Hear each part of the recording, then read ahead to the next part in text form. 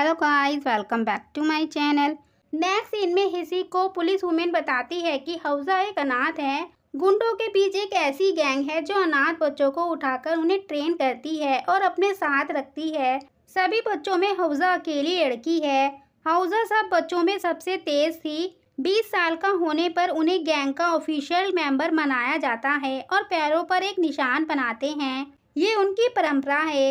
इधर जोंगन बतिस्ता जुनी से मिलने के लिए नामिन के कैफे में आती हैं। वे वहाँ इतनी रेडी होकर आई थी तो बोंगो पूछते हैं कि क्या वे किसी राजमहल की शादी में जा रही हैं। वे बताती हैं कि उन्हें बतिस्ता जुनी से प्यार हो गया है। बोंगो कहते हैं कि अभी तो आपके पति मरे नहीं हैं और ना ही तलाक हुआ है, तो आप ये कैसे कर सकती हैं। नामिन अपने टैरो कार्ड देखकर बताता है कि वे अभी जिंदा हैं और ईस्ट में ही हैं। बोंगो कहते हैं कि जैसे उन्हें नामसुन मिल गई वैसे ही आपके पति भी मिल जाएंगे, तो वे इस पर गुस्सा करते हुए कहती हैं कि वो उन्हें खुद मार देंगी। यही मेरा मिशन है। नामिन ये सुनकर नाराज होते हुए कहता है कि आपको और मॉम को मेरी जरी से भी फिक्र नहीं है। आप लोग मेरे सामने ऐसी बातें कैसे कर सकते हो। जोंगन कहती है वो तो बस मजाक कर रही थी। फिर वे बतिस्ता जुनी के साथ कॉफी पीती हैं। बात करते टाइम जुनी को उनकी बेटी का फोन आता है जिसका कार एक्सीडेंट हो गया था। वे वीडियो कॉल पर जमानत के लिए पैसे मांग रही थी। फिर वे दोनों पुलिस स्टेशन पहुंचते हैं, लेकिन वहां पर जाकर उन्हें पता चलता है कि ये डिप फेक वीडियो का यूज करके किया गया है। एक फिशिंग स्कैम है। इसमें जुनी के पैसे चले गए थे। वे इस पर रिपोर्ट लिखाने को कहते हैं तो उन्हें ऊपर जाना था। तभी एक व्यक्ति बताता है कि जिसकी आपने गाड़ी पलटी थी वे अपना फोन नहीं उठा रहा है।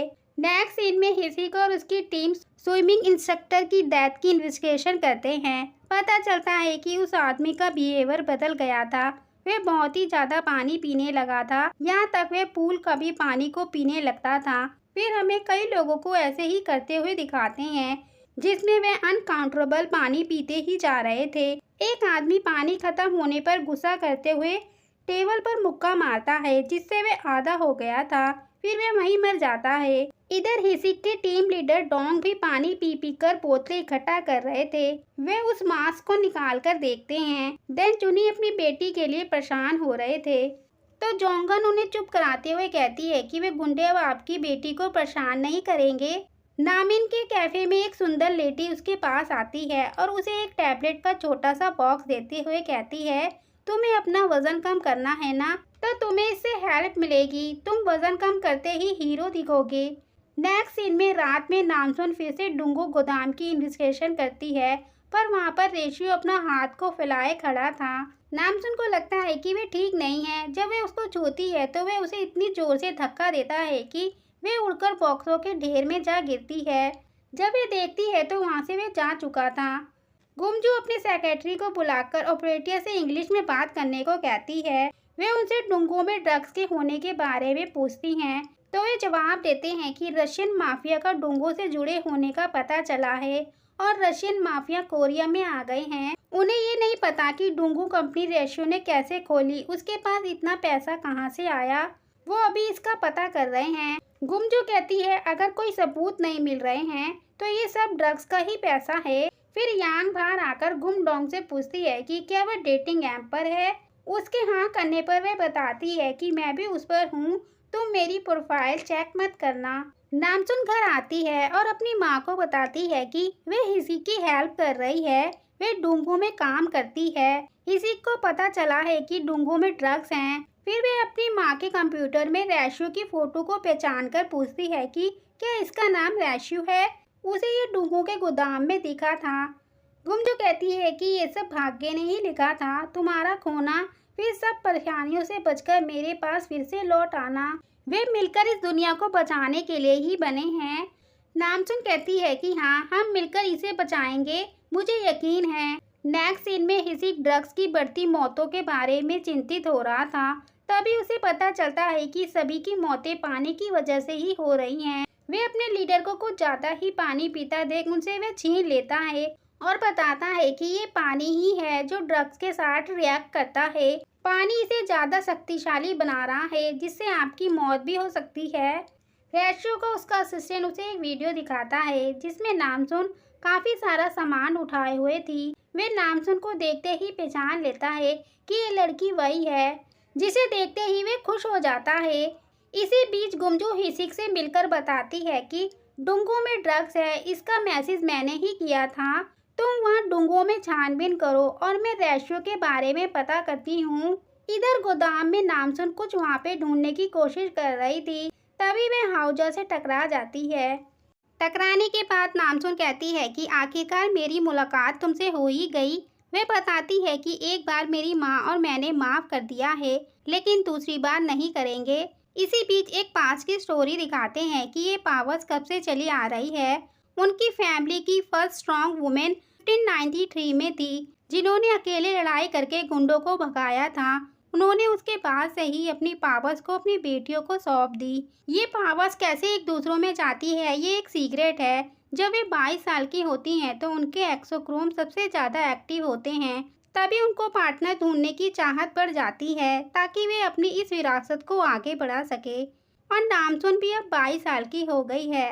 फिर सीन वहीं पर शिफ्ट होता है। गुमजो हिसिक को डुंगो में जाकर ड्रग्स ढूंढने को कह रही थी, पर हिसिक मना करता है कि उसे वहाँ पर कुछ नहीं मिला, वहाँ जाना बेकार है। गुमजो जब कहती है कि नामसुन पर भरोसा रखो, वो सबूत जरूर लाएगी, तो हिसिक का कहना था कि वह उस पर भरोसा नहीं कर सकता। उसे गुस्सा बड़ी जल्दी आता है और वह बिना सोचे समझे कदम उठाती है। गुमजो ये सुनकर पूछने लगती है कि तुम्हें उसकी इतनी फिक्र है तो तुम उससे प्यार करते हो ना। हिसिक इसको इनकार करने की पूरी कोशिश करता है कि मैं सभी की फिक्र करता हूँ तो मैं सबसे प्यार करता हूँ। गुमजो बताती है कि नामसुन 22 साल की हो गई है, यही उसकी शादी करने की उम्र है। ये बोलते बोलते वे उसे चेक करने लगती है कि कहीं उसमें कोई कमी तो नहीं है। जब वे जा रही थी तो हिसिक रोककर उसे चेक वापस लेने की बात करता है। गुमजो उन पैसों को ड्रग्स के केस में लगाने को कहती है, तो हिसिक पूछता है तो आप उन पैसों को इस मिशन के लिए स्पॉन्सर कर रही हैं। गुमजो हाँ करके पूछती है कि उसके डैड क्या करते हैं। नेक्स्ट सीन में रेशियो नामसुन की डुंगो में काम करने वाली वीडियो को देखकर खुश हो रहा था। उसका असिस्टेंट उसे बताता है कि ये 22 साल की है और मंगोलिया से आई है। रेशियो वहाँ के मैनेजर को बुलाने को कहता है। इधर मैनेजर को नामसुन बता रही थी कि हिसिक बीमार है, वह छुट्टी पर रहेगा। जब वह उससे बॉक्स उठाने को कहती है तो उसकी पीठ अकड़ जाती है, तो नामसुन उसकी पीठ को ठीक करने में हेल्प करती है, जिससे वह तुरंत ठीक हो जाती है। तो वह बताती है कि मंगोलिया में हॉस्पिटल्स बहुत दूर हुआ करते थे, तो वह वहाँ ऐसे ही सबकी हेल्प करती थी। वे काफ़ी सारे सामान को एक साथ उठाकर ले जाती है, जिसे देखकर सभी हैरान होते हैं। जब वह मैनेजर रेशियो के पास आता है तो वह उसे बताता है कि तुम्हें नामसुन के ऊपर नज़र रखकर वीडियो बनाकर मुझे सेंड करनी होगी। वे उसे प्रॉमिस करता है कि वो उसे प्रमोशन देगा। नेक्स्ट सीन में हायुन और सैंग को दिखाते हैं। तभी हायुन के पास नामसुन का फ़ोन आता है। वे उसे अपनी हेल्प करने के लिए उन्हें बुला रही थी। देन हायुन सैंग को बताता है कि नामसुन डुंगो में डिलीवरी का काम कर रही है, उसका पार्टनर नहीं आया है तो वह हेल्प करने के लिए बुला रही है। डोंगों में सामान उठाते हुए उसी आदमी के कपड़े कन्वेक्टर ब्लेड में फंस जाते हैं। नामसुन ये देखते ही तुरंत वहां आकर अपनी पावर से उसे रोक देती है और उसकी जान बचा लेती है। हाउजा भी ये सब देख रही थी। उसी समय हाउजा को मैनेजर बुलाकर कहता है कि तुमने एक एम्प्लॉय को मारने की धमकी दी है। जब वे बताती है कि उस एम्प्लॉय ने भी उसके साथ छेड़खानी की थी, तो वह इसे गुस्से से कहने लगता है कि अगर उसने ये सब दोबारा किया तो वे उसे काम से निकाल देगा। इससे हाउजा के अंदर और गुस्सा भर जाता है। Thanks for watching.